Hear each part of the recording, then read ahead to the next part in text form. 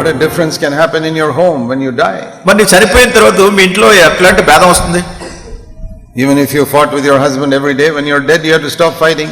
మరి ఒకవేళ నీ భర్తతో రోజు పోట్లాడుతున్నా గానీ చచ్చిపోయినప్పుడు ఇంకా పోట్లాట ఆగిపోతుంది. Isn't that wonderful? The wonderful way to stop fighting. ఇట్లా పోట్లాటం ఆగిపోవడం అనేది చాలా అద్భుతకరమైన రీతిగా ఉంటుంది కదా. Supposing you are a very quarrelsome wife. ఒకవేళ నువ్వు చాలా పోట్లాడే భార్య అనుకో. Morning till night fighting. పొద్దు నుంచి రాత్రి వరకు పోట్లాట ఎప్పుడు చూసినా పోట్లాటే. Or a quarrelsome husband. లేకుంటే పోట్లాడే భర్త అనుకోండి. Always fighting with your wife, fighting. ఎప్పుడు ఇంక భార్యతో కొట్లాటం అని పోట్లాటలే. And all the neighbors can hear the noise. మీ చుట్టుపక్కల ఉన్న వాళ్ళందరూ మీ కేకలు వింటున్నారు.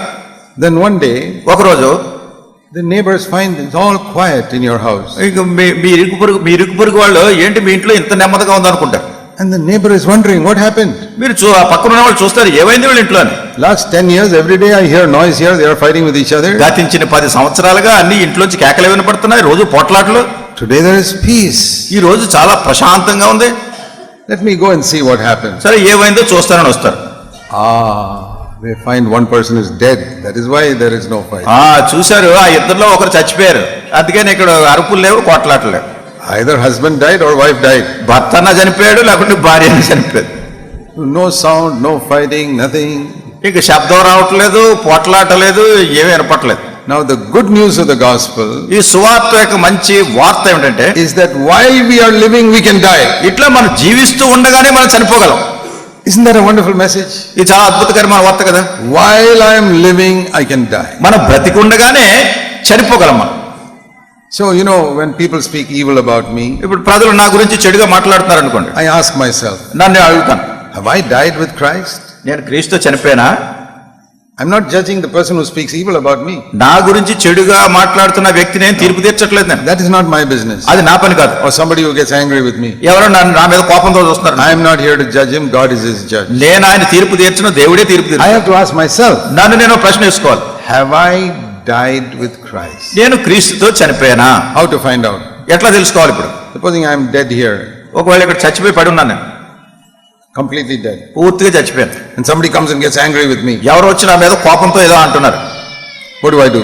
ఏం చేస్తాను నేను? Do I get up and say, how did you speak to me? నేను పైకి లేచి ఏంటి కోపంతో మాట్లాడుతూ అంటానా నేను?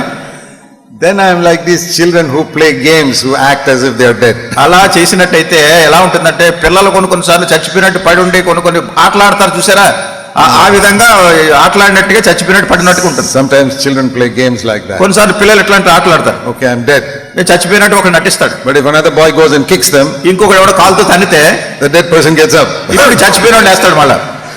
So like that. కొంతమంది విశ్వాసులు ఇలాగే ఉన్నారు.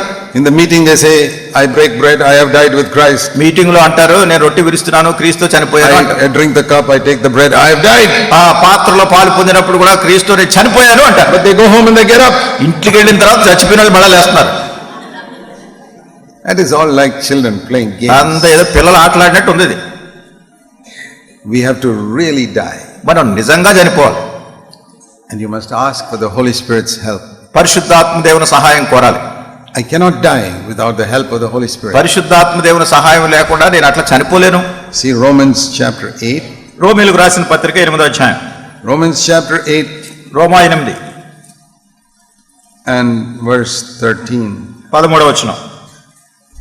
The middle of that verse. వచనం మధ్యలో ఉంది.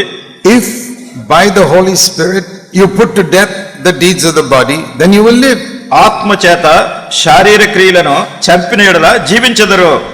How to put to death this body that does so many evil things? అనేకమైనటువంటి చెడు కార్యాలు చేసేటటువంటి శరీరాన్ని ఎట్లా చంపడం? The answer is here. ఇక్కడ జవాబు ఉంది. Through the Holy Spirit. పరిశుద్ధాత్మ చేత.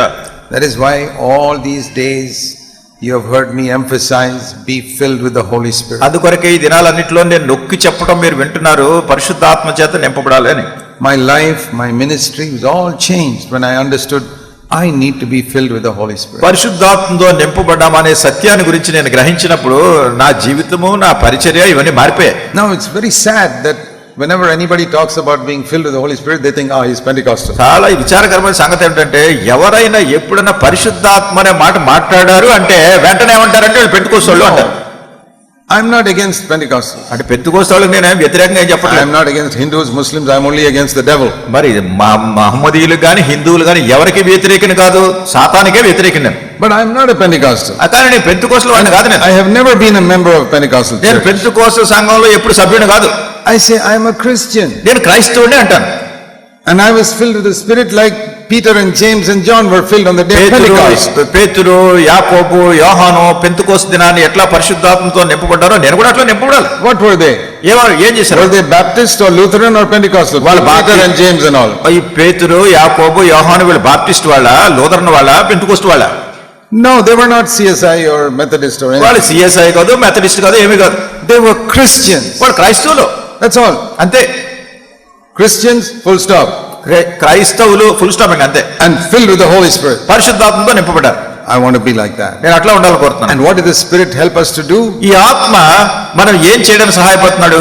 To die మరణించడానికి, to myself నా స్వయానికి, and to rise again with the life of Jesus. యేసుక్రీస్తు ప్రభువారి యొక్క జీవంతో మళ్ళీ తిరిగి లేవడానికి. So when somebody hurts me or does something to me, ఎవరైనా నాకు హాని కలిగి చేసినప్పుడు, నాకు విరోధంగా ఏదైనా చేసినప్పుడు, the old Zakpunin is dead. ఈ పాత జాక్పునను చచ్చిపోయినాడు.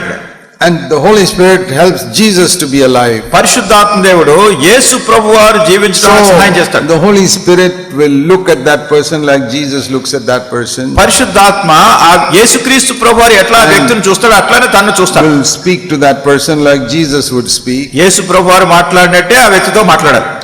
Father, forgive them for they don't know what they are doing. తండ్రి వీళ్ళు ఏం చేస్తున్నారో వీళ్ళకి తెలియదు, వీళ్ళని క్షమించాను.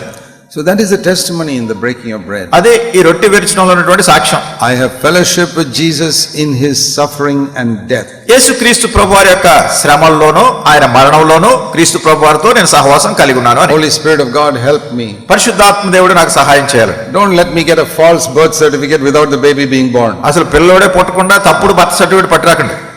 This is like a birth certificate. ఇది కూడా అట్లాంటి బర్త్ సర్టిఫికేట్ తెచ్చినట్టు ఉంటుంది అనుభవం లేకుండా. What is he getting this if the baby is not born? అసలు పిల్లోడే పుట్టలేదు, సర్టిఫికేట్ తో ఏం ఉపయోగం? Or like a wedding certificate. ఇది తప్పుడు పెళ్లి certificate తెచ్చుకున్నట్టు. What is he getting wedding certificate if you are not married? అసలు పెళ్లే కాలేదనుకోండి, పెళ్ళైన సర్టిఫికేట్ తెచ్చుకుంటే ఏ లాభం? That is a false certificate. అది తప్పుడు సర్టిఫికేట్ అది. So when we take part in this, కనుక దీనిలో పాలు పొందినప్పుడు I am getting a certificate. నాకు సర్టిఫికేట్ వస్తుంది. I have died with Jesus. నేను యేసుతో నేను చనిపోయాను, Now Christ is living in me. ఇప్పుడు క్రీస్తు నాలో జీవిస్తున్నారు. If that is not true, అది సత్యం కాకపోతే then it's a false certificate you are taking. అప్పుడు మీరు దీనిలో పాలు పొందితే తప్పుడు సర్టిఫికేట్ తీసుకున్నట్టే. That's very important. చాలా ప్రాముఖ్యమైన. Lord, ప్రభా, I never understood this till today. ఇంతవరకు నేను దీన్ని నిజంగా గ్రహించలేదు. Thank God my eyes are open. దేవునికి వందనాలు, నా నేత్రాలు తెరవబడ్డాయి. Now I want to take part meaningfully. ఇప్పుడు అర్థ సహితంగా దీనిలో పాలు పొందాలనుకుంటున్నాను. This is not some prasadam or laddu that I eat. ఇది ఏదో మనుషులు తినడానికి ఇచ్చే లడ్డు ప్రసాదం ఏం కాదు ఇది. This is a testimony. ఇది ఒక సాక్ష్యం. I want to die with Jesus Christ. యేసుక్రీస్తు ప్రభువారితో నేను మరణించగోరుతున్నాను. And now on I want Jesus to live in me. ఇప్పటి నుండి యేసు నాలో జీవించాలని And కోరుతున్నాను. here is my testimony. ఇది నా సాక్ష్యం. I take this bread, ఇప్పుడు ఆ రొట్టె తీసుకుని I drink this cup. ఈ పాత్రలో త్రాగటం. And then you may say, what about the other people here? మీరు అప్పుడు అనొచ్చు, ఇక వేరే వాళ్ళ సంగతి ఏంటారు. That is not my business. అది నా పని కాదు. If they are taking false certificates, let them do it. వాళ్ళు తప్పుడు సర్టిఫికేట్లు తీసుకుంటే తీసుకునే ఉండే. I want to have a true certificate. నేను మాత్రం నిజమైన సర్టిఫికేట్ తీసుకుంటా. I want to fellowship with Jesus in his death. యేసుక్రీస్తు ప్రభువారి యొక్క మరణంలో ఆయనతో సహవాసం కలిగి I ఉండకూడదు. want to fellowship with my brothers also and sisters who are breaking bread. నా రొట్టెలో పాలు పొందుతున్నటువంటి నా సహోదరులు సహోదరులతో కూడా సరైన సహవాసం కలిగి ఉండకూడదు. Because we are one body. ఎందుకంటే మనం ఒకే శరీరం. Now, if they don't behave as members of a body, that is not my business. క్రీస్తు ప్రభువారి దేహంలోని అవయవాలుగా ఉన్నట్టుగా వాళ్ళు ప్రవర్తించకపోతుంటే అది నా పని కాదు. That is between them and God. అది వాళ్ళకి దేవునికి మధ్యలో ఉన్న గొడవ. I want to behave as a responsible member of the body of Jesus Christ. యేసుక్రీస్తు ప్రభువారి యొక్క శరీరంలో బాధ్యత కలిగినటువంటి అవయవంగా నేను ప్రవర్తించాలని కోరుతున్నాను. If you come to the Lord's table like that, మీరు ఆ విధానంలో ప్రభు బల దగ్గరికి వస్తే this will be such a blessing in your life today, such you have never experienced in your whole life. అసలు మీ ఎంతవరకు మీ జీవితంలో ఎప్పుడు అనుభవించినటువంటి గొప్ప ఆశీర్వాదంగా ఇది నాది ఉంటుంది మీకు. Not some empty ritual like you have done for so many years. అనేక సంవత్సరాలు చేసినట్టుగా ఏదో ఒక ఆచారాన్ని పాటించినట్టుగా ఏ శూన్యమైనటువంటి అలవాటు కాదు ఇది. May God help us. దేవుడు మనకు సహాయం చేయనుగా.